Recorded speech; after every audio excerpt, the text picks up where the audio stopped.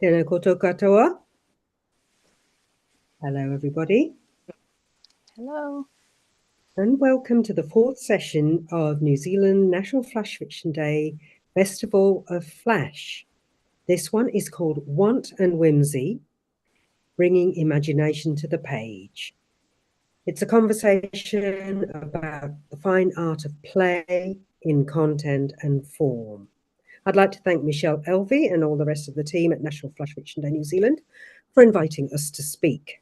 We are a group of writers working in a range of genre. Please look at the National Flash Fiction Day website for our full bios. Also, if you have any questions, please add them to the chat panel on the side.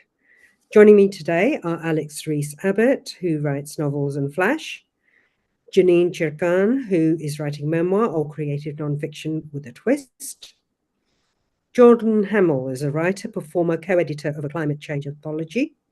Eric Kennedy is a poet and co-editor of the same anthology. Kerry Lane from New Zealand is a poet and playwright. They currently reside in Scotland. Claire McQueen is editor of McQueen's Quinterly. My name's Nod Ghosh. I used to be associate editor at Flash Frontier. We've been invited to take this Carrero in any direction we like, which is appropriate as I believe the subject is open to interpretation. The two W words, want and whimsy, can have varying connotations in our writing. One definition of whimsy from the dictionary is the quality or state of being whimsical. That's very helpful, isn't it? Reading on, fanciful, or showing capricious or changeable behavior. A writer called Katie Bachelder describes whimsical storytelling as soft narration and goes on to say that its opposite, insistent in its realism, must then be dubbed strict narration.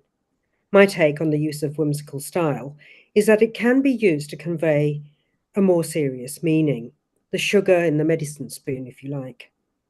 I feel that the work of flash fiction writer Meg Pocras illustrates this, and here are the starting lines of polyamory and dog ownership from Alligators at Night. Aphrodite felt she needed to approve each of our dates by sniffing them up and down thoroughly. My wife didn't bring guys home anymore. This is truly embarrassing, she said. My girlfriend, a veterinary technician called Patty, was not bothered. I'm used to it, Patty said, inviting Aphrodite to sit next to her on the couch. So next, by way of introduction, I've asked everyone to give us a short sentence describing an aspect of play they bring into their creativity. They will follow this with an excerpt from their writing that illustrates our theme. So you have 3 minutes each, and we'll start with Alex. Tēnā koutou katoa. I too was puzzled a little bit by this title, and in the end, I've chosen a piece that's kind of reflects a combination of choices that I think could be wanton whimsy. So I'm thinking about the title, the angle, the point of view, the form, which is a little bit like a breathless paragraph, and the voice. And I would just note that it sounds very constructed when I say that, but actually, to me, whimsy is quite a spontaneous process. So, without further ado, an auntie draws a blank and, in desperation, channels Iggy Pop. So let's be clear, my dear. That's a very good question, and I am not going to tell you what to do at all. Not like your parents, God, no. I could, but we both know. You're no dumb robot waiting to be programmed, and we both know that I'm way too smart not to know how smart you are. So here we are, both smart. Ergo, instructions no. Don't expect advice either. Who am I to give advice to anyone? What? I suppose that there's 40 plus years of international life experience I've got on you, but no, I am only an auntie. I can offer suggestions, perhaps, ideas, I suppose, jottings, maybe. That's all. And should you ever find my thoughts helpful in any way, well, good. But before we get into all that, did I ever tell you about Iggy Pop? You might want to check him out. This reporter is doing an interview for a music magazine, and she asks, Iggy, how come you look so damn good for your age? And once you see Iggy, you'll ask that too. Because as you'll learn when you look him up, Iggy is a man who, you know what I mean, has LIVED, the rock and roll lifestyle. And like the reporter, you might think that he's following some macrobiotic diet. You'll suspect that Iggy does some grueling yoga, Pilates, half-day workout, 7 days a week, 365. You could believe that he's found some amazing religion or a school of meditation or some kind of philosophy, and that's what keeps him well. You could think all those things quite easily when you see him. You'd be wrong. Iggy eats a little of what he likes. He does light exercise for about 20 minutes a day. And you ask what about his philosophy? Evolved and honed over decades of life. After meeting the weird and wonderful on the road, and his philosophy is really very, very simple. So simple that it can be summed up in 2 words. Avoid assholes. Now, were you asking me about your new boyfriend? Thank you. Thank you, Alex. Next on is Janine. Hello, tēnā koutou katoa, ko Janine Churkin tōku ingoa. Thanks for this invitation to turn up and talk about playfulness, because here in New Zealand it's Saturday and that means my working week is done and dusted, and my workaday life 9 to 5, Monday to Friday. I work with words, big documents and very nice people, but our output is really time pressured and it has to be very plain speaking and follow lots of rules. And if anyone who knows me at all knows I'm not really like that. So I have to do that to be professional. But in my writing creative something for myself world, I want it to be much more random and fun. I will say I find sounds, particularly little snippets of sound, which might be random, they might be ordinary, they might be unusual or unexpected, just across the whole spectrum. I find them quite inspiring and they give me a little spark sometimes. So sometimes there's a story in that. There was in this case. It is a rhyming story. I'm not sure if that makes it a prose poem. I wrote this recently. Early light fandango. Bill's empty estate lacked a caretaking resident, but plentiful droppings and rich scent were evident. The will that Bill made for giftings de minimis required some lawyers to settle that business. One morning, the neighbour stood still on her porch after putting the bins out by a cell phone shine torch. Mouth breathing, she sought a skerrick of haven from her kitty's propensity, leavings a brazen, so sick, bloody craven. Cursing said feline's near dead thing appeasement, but what the flip could she hear with her adequate ear from down south in the mouth there of Bill's manky basement? Steady stream water as if a long pour, much like a swimming pool lapping at dawn. Those times in her youth when she'd set the alarm, sprint over the road and pulse arm over arm, legs lean and muscular climbing the fence, then back home for Bricky, post 17 lengths. Athletic in mind-body, glossy in firmament. Now, though, her aches and complaints appeared permanent. The burbling continued. She put on her jandals and called 111 in case it was vandals. Bill's nephew had landed, junked whiteware in pipes, the system not leaking, but the drain's noisy gripes brought all personnel whence the cat's booty came from. The entrance to basement with flimsy, loose frame on, revealed in the quietness, dark, feather feeling, bird life like bats on a blue painted ceiling, rocking that tousled look after the swim meet, practicing moves, gymnastics on concrete, when young and they just couldn't ever stay downbeat and still, so still. Poor Bill, said the neighbour in casual footwear, no longer boggling, she'd taken a pill, but somehow a cleansing, a duck diving thrill, divining a chill. Then in the silence, a couple of hours went reeling, it no longer seeming her dreaming and being and feeling so old, nor sad, nor ill. Thank you. That was awesome, Janine. I love your way you played with words there. Something I didn't mention earlier.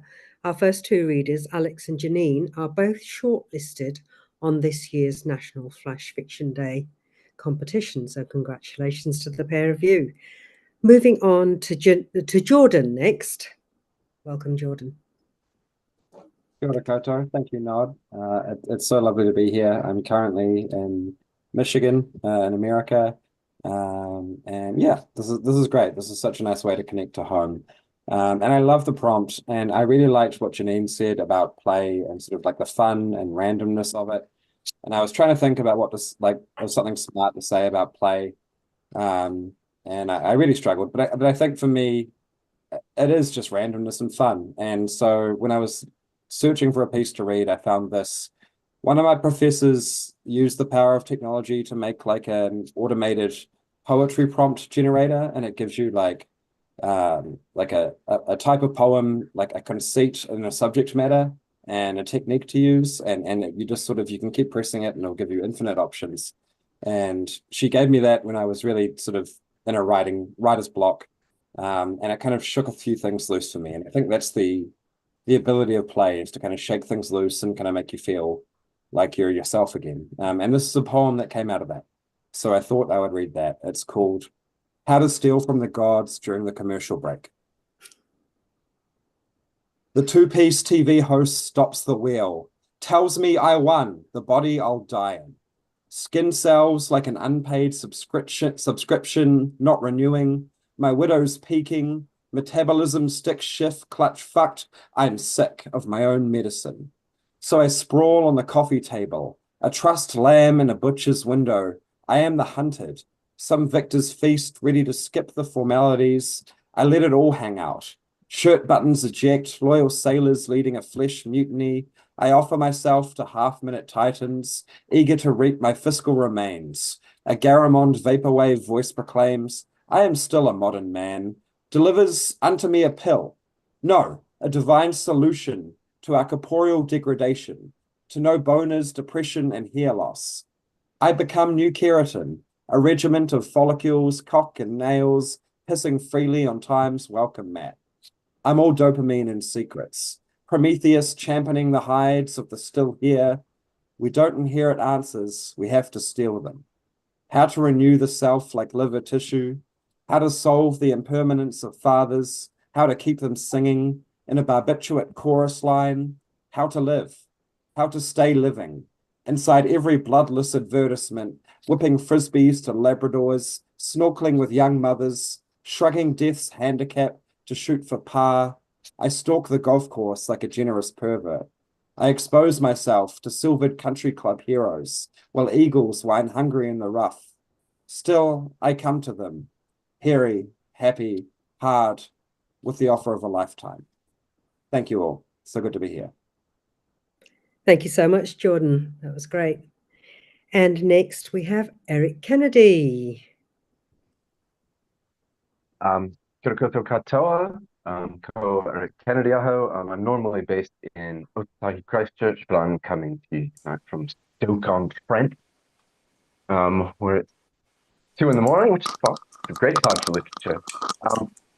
I actually sort of like bridled a little bit at the word whimsical, because I'm like, I'm a serious artist here, man. Like, there's nothing whimsical about what I do, surely. I'm just trying to sometimes the only appropriate reaction to the subject matter I want to deal with is ridicule, sort of like it has to be deflated. Otherwise, I'm not doing my job, I don't think. I'm reading a piece out of my second book, Another Beautiful Day Indoors, which has a central section of Flash in a book that's otherwise in verse. This is called The Planned Obsolescence Rhapsody. The mayor of the town came up to me in my smithy carrying a hessian sack full of clanking metal. He disgorged its contents on the table. Reinhold, he said, I'm sorry to say this, but I've been fielding complaints from some of the townsfolk about your workmanship. My workmanship is at the highest standard, Mr. Mayor, I said. I forged the hardest nails and the thickest chains in the district. I'm well known for it. Well, precisely. The mayor fingered a door hinge. The fact is, there's another blacksmith in the next village who is making chunky items and people love it. His productions fail unexpectedly. Hoe blades are breaking off in the ground. Horses have to be reshod every week. The hoops on casks are bursting and flooding people's floors with wine. It's new, it's exciting. If people are going to spend their hard-earned money on bits of iron, they want something more than unshowy durability. That's the message I'm getting. The town is gaining a reputation as a place that's unfriendly to progress. What do you want me to do about it? I asked. I don't know, Reinhold. I don't know. Think about it, and I'll come see you again next week. The mayor took his empty sack and walked off down the road. The way I saw it, I had three options. I could take on an incompetent apprentice, I could work drunk, or I could burn down the smithy, collect on the insurance, and start again in a new trade. I battered out a pair of tongs, then stood with my face to the heat of forge, squinting, trying to discern omens in the shimmering air. Maybe there was a fourth option. I saw the form of a scheme materializing in a column of the updraft. I arched the spot where my eyebrows would have been had they not been singed off. Yes, that just might succeed. And this is how I came up with the idea of selling a tool that could be used to destroy my handiwork. Something savage for warping a decorative railing or crushing a trowel. The other blacksmith was relying on chance to break his creations. I was empowering my customers to break mine themselves. The great age of the individual was coming, and I was doing my part to shape its course. Thank you. Thank you so much, Eric. And next on, we have Kerry. Kia koutou. I am also coming to you from 2 in the morning and feeling just that wee beat slower than everyone else seems to. Everyone else looks very awake. I found this prompt quite hard. I think playing with form is something I do a lot. And so I first read the question. I was like, oh yeah, sure, I have heaps of stuff. But I think when I play with form, I tend to do it in a way that makes things very, very hard to read aloud. Whether it's, playing with font or with layout on the page or punctuation. So it took me a while to find a piece that I could actually read to you. The piece that I'm sharing is called Last Gig Otipoti. And yeah, I think it's kind of a gentle and whimsical look at people around me. So, Last Gig Otipoti. 10 years to the day since my parents folded me and Fraser and our bags and our boxes into the car, delivered us to the halls where we'd spend our respective first years of university, mine at the top of the hill and his at the bottom. Now it's me and Fraser again in Leith Valley Bowls Club. They keep closing music venues, so the settings keep getting stranger. Club presidents on the wall stretching back to the wars, all old men, and Tui coughing outside. First album release for Human Susan, exclusively on tape. Of course, the gig itself, a lineup affair, and I buy a t-shirt for who now? To me. She didn't want to come, and I bought her a t-shirt anyway. First guitarist, 12-gallon woman in a 10-gallon hat and shift dress and house slippers and plastic glasses and dress so thin the tattoos show through. Plays hunched over a guitar like it hurts her. The other guitarist has a missing tooth and his grin, and I wonder if I am gay after all. 10 years of this. Drums in my sternum and through the floor. Next band. Boy with floppy hair, same size and shape as his bass, twitching and surrounded by smoke. Beside him, dirty blonde mullet, singer howling around the mic and lips touching it, and is the only one who dressed up and looks like a farm boy at a school dance. The guitarist plays facing the back of the stage and looks younger than me, although I can't see his face. Smells like high school, like Kilmarnock Street House and campfire night, safe and impermanent, and cigarettes and weed and cheap beer. Girl in front of me in gold stretched satin dances like smoke and runs her hands through her hair, and I wonder if maybe I'm gay after all. Cocktail dresses next to denim and leopard print and gender all over the place. Dude in black leather and bullet belt and beret holds a jug like it's a pint. Paired vintage butchers stand close together. Title band lead singer has red hair and a panel necklace of child's teeth laid out in order. I get distracted, wondering again if I'm actually gay. I'm gonna leave without figuring it out. 12-gallon girl is back with a tutu on her head.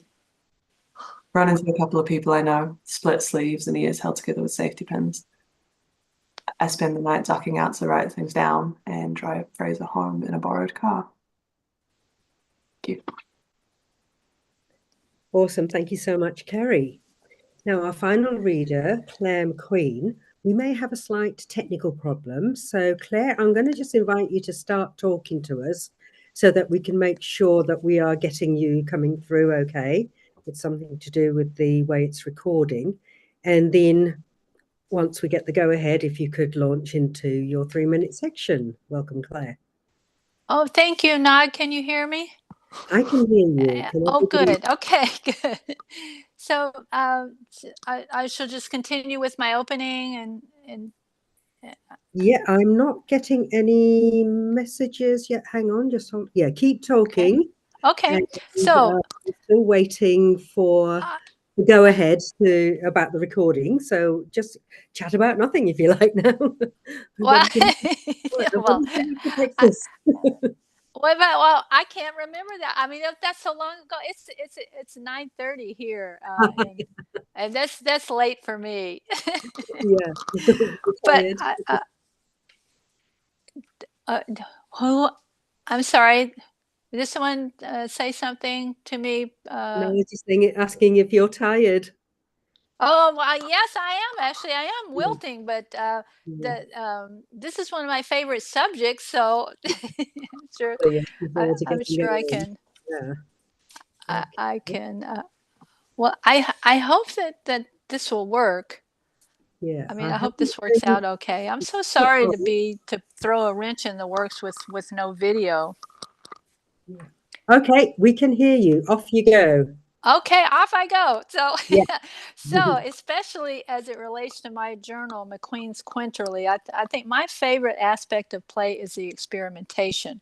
That is answering the essential question of what happens if I try this idea, and for example, I like to offer writing challenges. I've offered about 7 of them in the 5 years that I've been publishing McQueen's Quinterly. And one of the I would say like Janine, I enjoy the sounds of certain words, and I really enjoy words that begin with the letter Q. So one of my favorite challenges that I offered was the triple Q challenge, where I came up with a list of 10 words that begin with Q, and the requirement was for everyone to choose 3 of those, at least 3 of those Q words, and this would be flash literature, fewer than 1,000 words. And I was amazed that I actually got 43 pieces in that, and the winner of this was just I really enjoyed how he was so enthusiastic about the playful aspect of it. And this, I'm reading. That's the I gave you the URL before so that folks could. I mean, I would like to read this, but it helps to if people are following along, reading it, and you'll see. This is a piece by Guy Biederman. It's a prose poem called Quite. So Quincy and Queenie were in a quandary about Quinella. The queue for quesadillas from Quentin's was out the door and down the quay. It being chilly and rainy, the mood grew querulous at times, and not always quietly so. Quinella texted from the quadrivial of fork and spoon, questioning whether to go left or right, or just whirl in the roundabout and return to the Quincy. No surprise, shrugged Quincy. Being a homebody was her quiddity. You could see it coming in this rain. Queenie quietly wanted to join her, wearing slippers and sipping chowder. Quahog, their favorite. But Quincy was on a quest for quesadillas, whether quirky Quinella joined them or not, even if she was beautiful enough for two. And though he didn't want to quibble, not querulous by nature, he simply had no quit in him, even now as it began to pour. And Queenie found this quality rather quaint. The street began to flood. Quail fled to higher ground. 2 ducks quacked by. Queenie held her gloveless hands to the sky, welcoming respite from the drought, soaking in the rain, her hair wet and heavy and straight. Glancing at her quabbled fingers aging before her eyes, she knew there was no need to worry. It's a temporary phenomenon, an extraordinary act of the body, actually, adjusting to slippery circumstances with fingers wrinkled for a better grip. Something she could use now to hold on to silverware, to navigate quagmires with her quixotic Quincy. As the queue inched closer to the quesadilla counter, she fingered the quetzales in her pocket, longing to quell her quintessential hunger, quash her quartet of qualms, quivering in a rainstorm she quietly loved but could not quantify quite. And you see, so you see, it's still. I have read this a dozen times, and it makes me laugh every time. Thank you.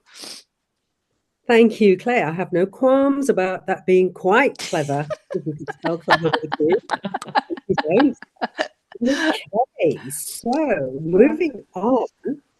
If you haven't done so already during our discussion, please feel free to mention any new released books that you have or projects that you're working on, for example, interviews or essays that you may have already, recently had published. So I'm going to open up now to anybody in the group who would like to talk about our theme. Go.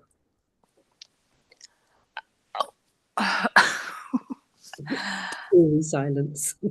Yeah, I know. I thought it was interesting that most of us wrangled with it a little bit from the confessions, and I really liked what Jordan said, and well, what everyone said, and also Kerry too, about this sort of language and it being a mindset maybe, and it's kind of like giving yourself permission to play in the sandpit almost, you know.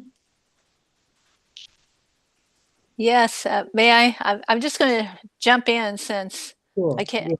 yeah. Okay, that's exactly why I'm so enamored of the whole idea of this experimentation. It gives you freedom to try all sorts of things, and there's no such thing as a failed experiment. It's you're just you're you're trying new things to see what happens, and there you cannot fail. There's just no failure. That's one of the main things I love about it, is that there's no fear. Yeah, that's a very valid point, that whenever you allow yourself to have this playfulness, that frees you up from some of the constraints that you might otherwise have. Yeah, anybody else got any general comments? Oh, yeah, I'd just like to say I feel like now that I do have the confidence to write small things regularly, which probably has been in the last few years, been busy working mum and everything, I almost feel like I've got no choice but to not do work-related things that will put in my mind and in my dreams headings and channels and legal speak and stuff, so much stuff that, you know, I don't want to be literally eating, sleeping, breathing what I do for work. And so I just have to go off to the side and do something a little bit silly. And it might work. It might be a sentence. It might be something that is just banked for later, but I will always want to come back to it. And it just keeps me going. And I think that makes me a little bit more interesting to my kids, who like to tell me I'm random AF. And I'm like, thank you. Don't swear. Do you think there's a common thread everyone between.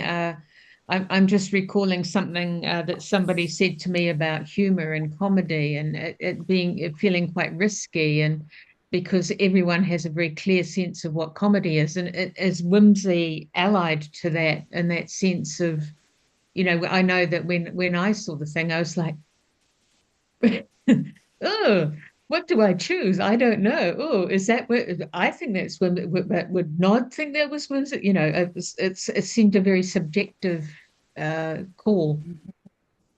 Yeah, and almost like when you label something, that dooms it, doesn't it? If you're going to say, I'm going to tell you a funny story, it's immediately going to fall flat, isn't it? So it's perhaps up to the reader to identify what's whimsical, but in this context, you've been asked to do so yourselves. Janine, can I just interrupt and go back to, you were talking about your day job. I'm just intrigued. What is your day job? What are you writing? Policy or something? Yes. Oh, right. Well, I can't say too much about it, but I transcribe proceedings, and across a lot of different jurisdictions, and it's time pressured. It's very intense, and it has to be accurate, and it's got a lot of everything that you can possibly imagine and a bit more besides, and it makes my body really hurt too. So it's quite nice to deal with that with hot water bottles, but to deal with the mental. I need mental hot water bottles as well, and Netflix will do it to a certain extent, but then there has to be writing something just really crazy. And then I'll try and share it with my family, and they'll usually just say no and they'll run away. And that's fine too, because then we have a laugh about it, like, oh, mum's writing again, But I think they're secretly impressed. I'm not sure. Time will tell. They're quite young, so they like to mock me a little bit. I don't really care. There's your next whimsical piece. I think they're quite impressed. I think they're secretly quite impressed. I liked the use of repetition in Kerry's piece a lot, that refrain that you kept coming back to about wondering if you were gay. That sort of just that, and the fact that it wasn't, I mean, it might look different if you look at it, see it visually, but hearing it, it didn't seem to be, in a particular form or structured form. It just slipped in, it wove in and out of the things. I thought that was great. Yeah, I think that kind of loose prose worked quite well. The feeling of like, when you're kind of at a gig or at an event, and like just that little bit out of it, and people kind of keep like going in front of you, and you're like, oh, that's interesting. Oh, that's interesting. It did have that stream of consciousness feel to it. Is that whimsical? I don't know. But your observations were whimsical. Yeah, sure. Maybe it is whimsical, maybe it's not. But yeah, I think it's quite there's a lightness to it. I think that was kind of why I landed on it for whimsy. And I think there's like you were saying, Claire, about purpose and this idea of it being played sort of quite directionless.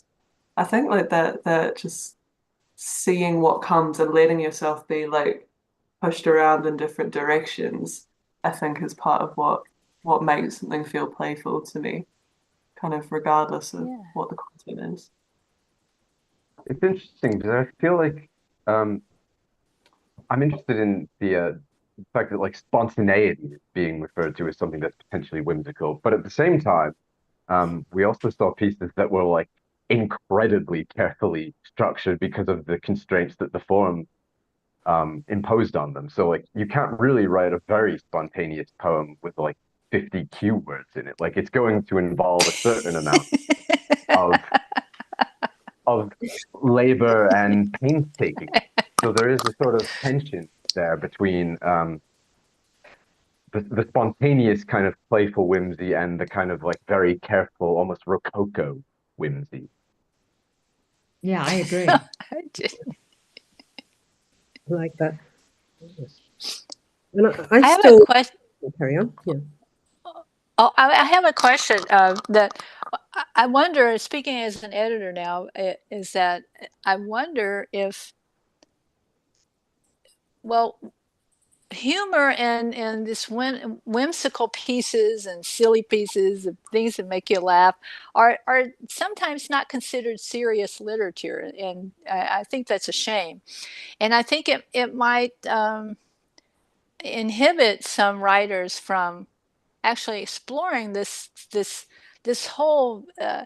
I mean, it's a process that really frees people up, and I think if a writer is worried about finding a home for this piece, this silly piece, then why invest the time and energy into it? Because I think there may not be that many places with who that would welcome those pieces with open arms the way that my journal does. So I just wonder how if there are any comments on that. As in places that accept what on the surface may seem lighter. Any comments, anyone? Right. Yeah, for me, I suppose with the piece that I read, I'm trying to remember how it came about, and it has been published, but it did take quite a while, although people loved it. So that's a very strange one. I don't know if that's me being repressing myself about getting it published, or some people just didn't like it or didn't feel it was appropriate. I don't know. Yeah, it may not have fitted the aesthetic of some journals or whatever, but still, it was a great piece of Come on, writing. Iggy Pop fits everyone's aesthetic, surely.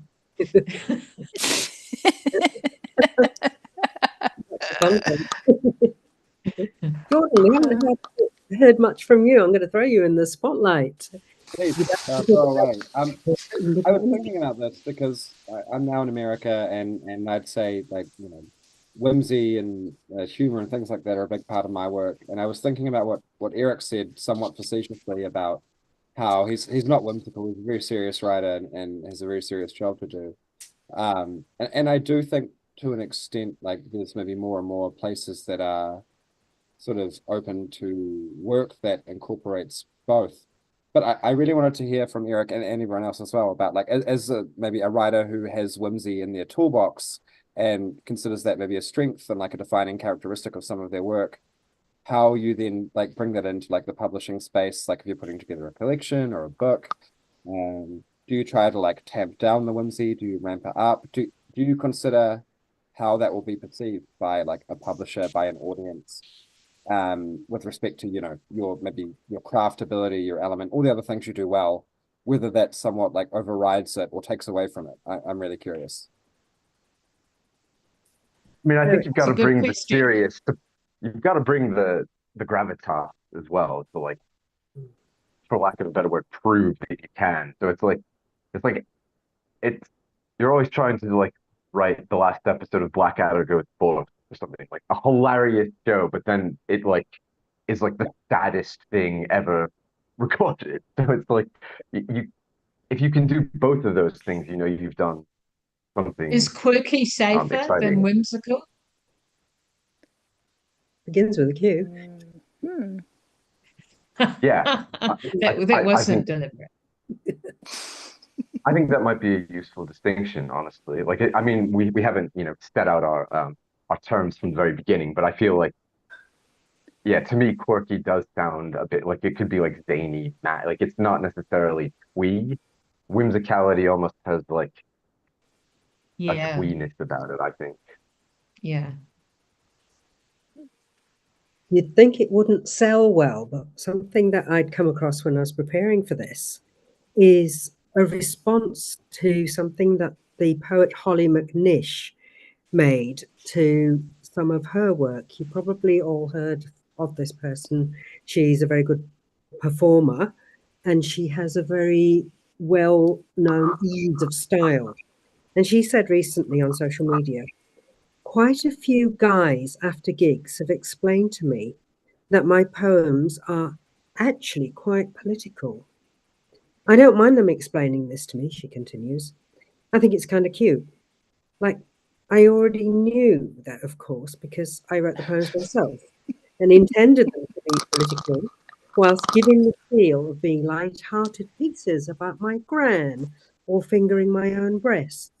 Because if I made them too obviously political, those guys might not have come to the gig in the first place. Yes. And the reason I quoted that is while I've been reading about this topic, I thought this is a very good way of illustrating that, yes, it may be superficial if you call something whimsical, or it may not appear to have depth, but there is often I think as Eric has pointed out, there is a serious depth to a lot of this type of writing. Any responses to that? I think the counterpoints it lets you create are really important as well. So I wrote for the stage a lot, and I think that's probably where I do most of my comedic writing. But like what you were saying, Eric, about sadness and tragedy, it's something that I think is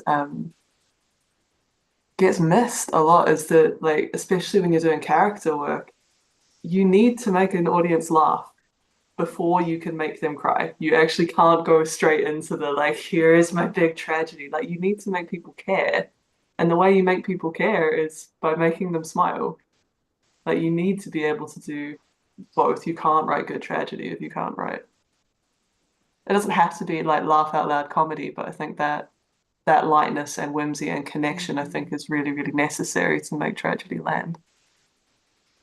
I'm nodding. We've all been I'm nodding. Sorry. I'm nodding, yes. Yeah, I'm nodding. I found myself completely just in agreement there, Kerry, because I'm mindful that part of our prompt also said want. It was want and whimsy. So we focused on whimsy, and so was I focused on that because I didn't want to, mess up, say anything too silly or accidentally make tech mistakes and forget to turn up and things like that. But once I got through those concerns, I was thinking about the want part of it, and I was thinking, what do I want? And I do know that I'd like to write some pieces of creative nonfiction where I tell something of my story of having grown up in a big family but being the only one who's adopted. And I don't want to punch that in anybody's face, and I don't want to upset my mum, for one example. But I also maybe will go there. And I think initially there's going to be a lot of getting to that place, which is going to be fun to get there and lots of great memories, and probably just bring some really positive stuff. Maybe I'm sure it will be. I just haven't written it yet. So yeah, so I will remember that advice that you just gave about writing for the stage there. It works. I think that will really work. Yeah. Yeah, that subject matter would be handled really well in that way. I definitely want to read that, Janine.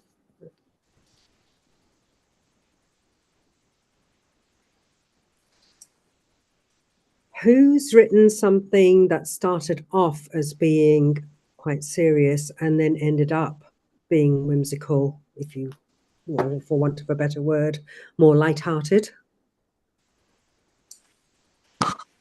Probably everything I've ever written, I would say.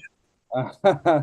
I'm sitting down at the computer and I'm like, I've got all these feelings and all these ideas, and I'm gonna write this poem, and it's gonna be devastating. And then with 3 lines in, and there's a dick joke or there's something, and I feel like it's like trying to both avoid and control and also lean into those instincts. And I think maybe this is similar for a lot of the people here, is harnessing them and using them properly. But I think ignoring them completely is something I found just leads to bad writing, in my respect. When I try to write something with the absence of that at all, it kind of feels like the absence of me to an extent. But interested to hear what other people have to say. I did start writing something from a prompt once about it was a traumatic childhood experience. Don't laugh, of a weta biting me. This is probably one of the few places I can talk about this, because you will all know what a weta is.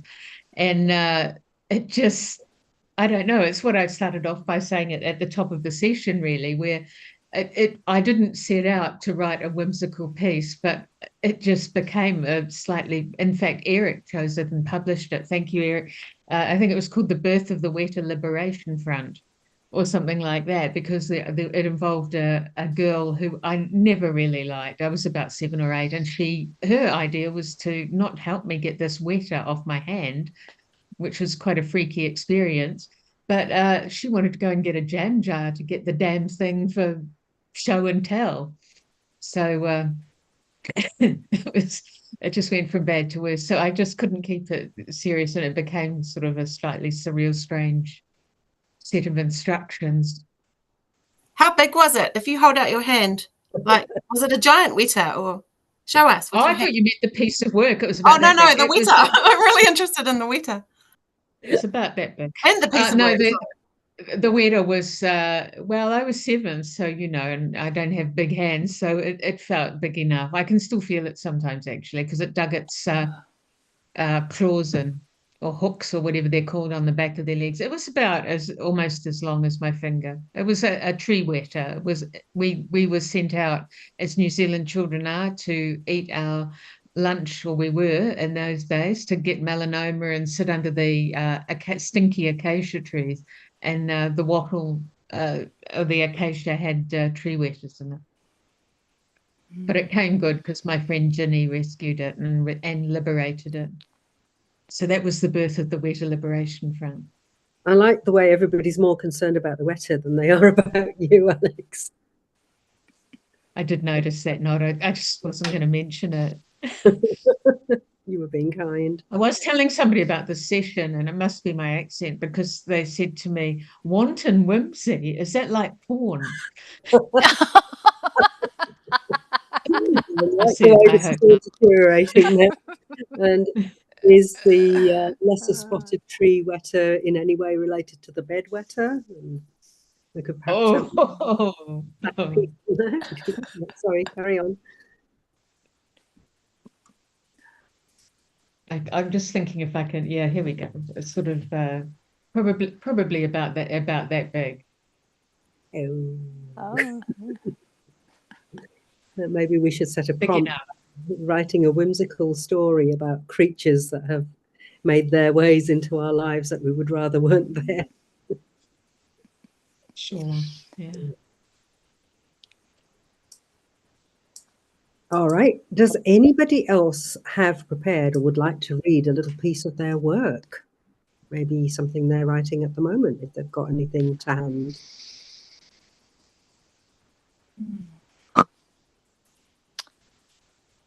I'd love to hear another one of Jordan's poems. Short one. Oh, Put you on the spot there, Jordan. Absolutely. Love to be put on the spot. Yes, absolutely. What have I got? Give me 20 seconds and I'll find something. Okay. Are there any writers of whimsy that we any of us recommend or like or have enjoyed while Jordan clears his throat and gargles?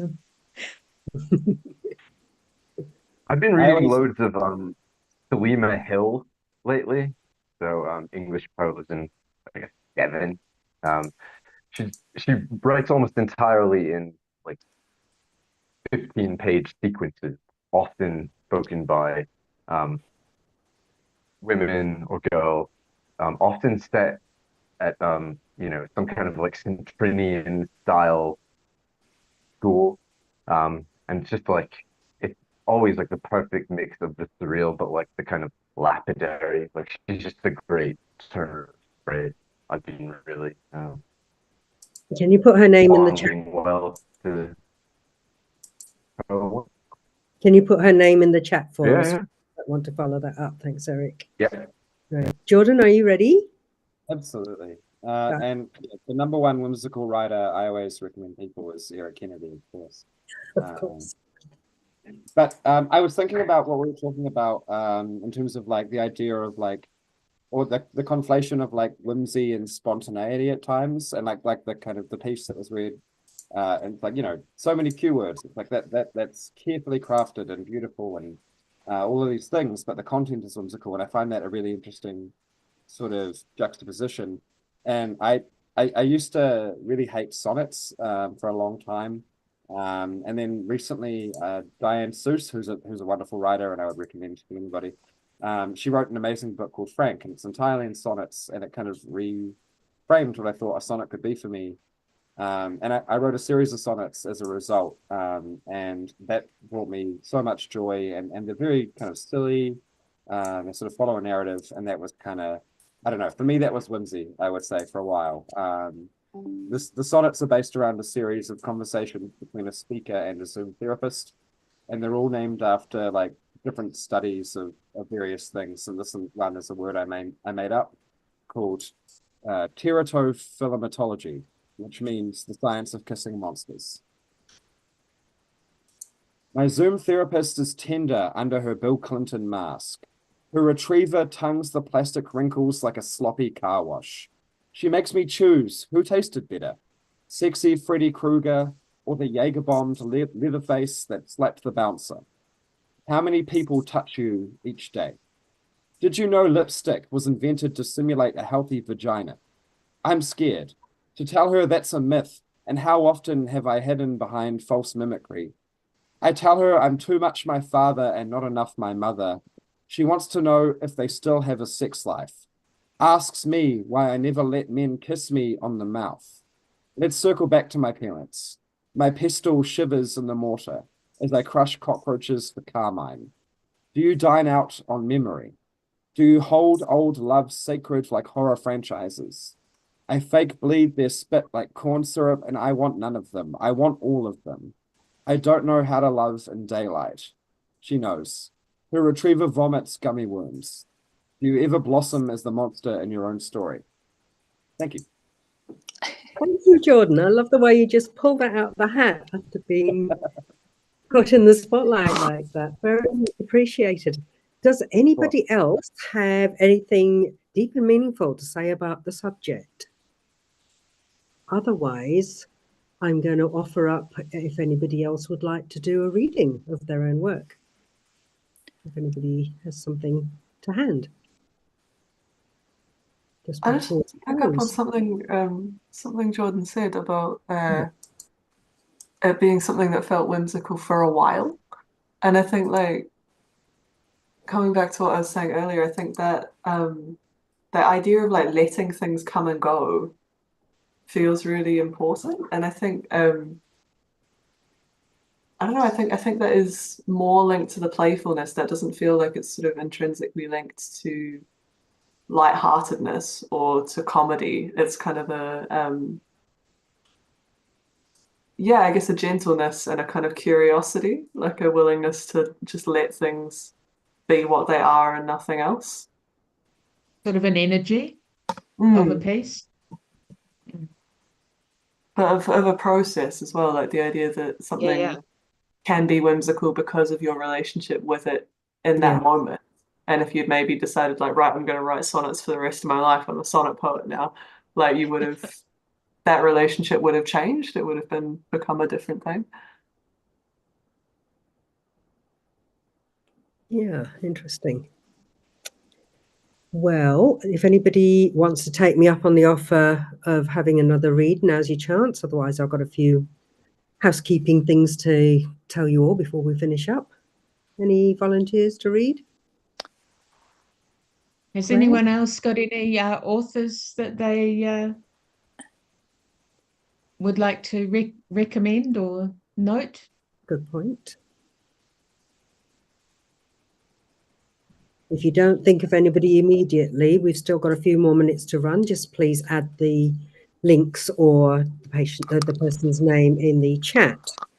So what I would like to mention to anybody that's joined us as well is that this was number 4 in a whole series that's happening throughout the day. And there are going to be some other sessions, so please join those as well. And you can access them in the same way as you've accessed this. And they should be via the Festival of Flash page on National Flash Fiction Day New Zealand YouTube channel. And straight after us, there's going to be a reading where authors share new books. And it's going to feature Janice Freegard with Wild, Wild Women, short stories. Jenna Heller, The End of the Beginning, went to that launch earlier this week, and that's flash fiction. Madeleine Slavic, and that's Town, which is poems and creative nonfiction, Penelope Todd, who has a novel called Nell, and that's moderated by Gail Ingram. So I look forward to listening to that myself. And just a reminder that every day as we reach the shortest day in New Zealand, which is the 22nd, we have Micro Madness running, and that's where one short story of 100 words or less will be put up on the site and celebrated. And the top stories out of those will be coming in the last few days. And on June the 22nd itself, there are events commemorating National Flash Fiction Day happening all over Aotearoa, New Zealand. And you can find details of those on the events page. And on that night, the winners of the national competitions for adult and youth will also be announced. We are coming close to the end of our allocated hour, so I have nothing more to say about that. Does anybody else have anything they'd like to finish with?